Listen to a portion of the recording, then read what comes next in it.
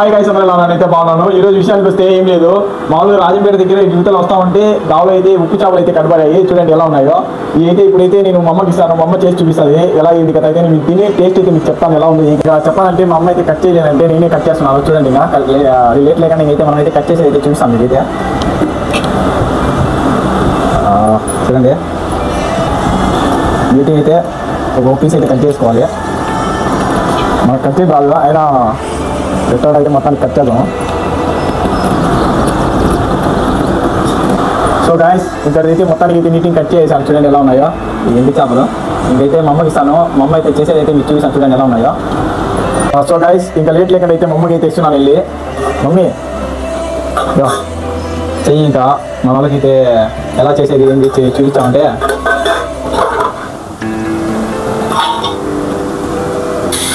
చూడండి గాయస్, మా అమ్మ అయితే నీటిని అయితే వాష్ చేస్తుంది.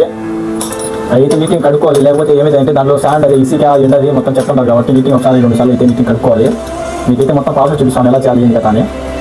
మామూలుగా ఎండి చేపలు టేస్ట్ అయితే అది ఫ్రై ఉంటుంది, కరువు ఉంటాయి, టేస్ట్ అయితే బాగుంటాయి. నేనైతే మామూలుగా పచ్చాపలు తిన్నాను, ఎండి చేపలు అయితే తింటాను. కానీ వ్యక్తిగా అయితే మా అమ్మ అయితే కడిగేసింది, పక్కన పెట్టేస్తాను. ఇంకా గాయస్, ఇంకా అమ్మ అయితే మొత్తానికి చేపలు అయితే ఎండి చేపలు అయితే నీటిని అయితే క్లీన్ చేసుకుంది. ఇంకా దాంట్లో కావాల్సి మా అమ్మ అయితే చెప్తా ఉంటుంది. నేను మీకైతే చెప్తాను ఎలా ఏంటి ఎట్లా చేయాలి ఏమనేది. మమ్మీ నెక్స్ట్ ఏం చేయాలో చూపించు, మా వాళ్ళకి తీసుకోవాలంట. నీటిని అయితే స్టవ్ అయితే తీసుకుంది. ఇంకా అలాగైతే బాడీలు అయితే పెట్టేసింది మా అమ్మ. ఇంకా 2 స్పూన్లు ఆయిల్ అయితే వేసుకోవాలంట. ఈ నూనె అయితే కాలిన తర్వాత అయితే ఎండి చేపలు అయితే వేసుకోవాలి. ఇప్పుడే సలసలా పెట్టిన చేపడికి సలసలా అంటున్నాయి. ఇప్పుడైనా చేసుకోవాలంటే బాగా నూనెలో వేసిన తర్వాత కొద్దిసేపు ఎర్రగా కాలాలి. ఎర్రగా కాలిన తర్వాత దానికి ఏం వేయాలి ఏం కథ అయితే చూపిస్తాను. ఇక అయితే సాల్ట్ అయితే వేసుకోవాలి. ఫస్ట్ ఒక అంత ధనియాల పొడి లైట్గా, ఎక్కువ లేకుండా లైట్గా, మనకు సరిపోయేంత ధనియాల పొడి ఎక్కువ లేకుండా లైట్గా కొంచెమే కారం అయితే వేసుకోవాలి. ఇంకా ఏం లేదు, నేనైతే ఇప్పుడు మిక్సింగ్ బాగా కలుపుకొని ఇంకా లేట్ లేకనే అయితే మనకి రెడీ అయిన తర్వాత అయితే మీకైతే పక్కకి తీసుకొని మళ్ళీ టేస్ట్ అయితే చూసి చెప్తాను ఎలా ఉంది ఏంటి కదా అనేది.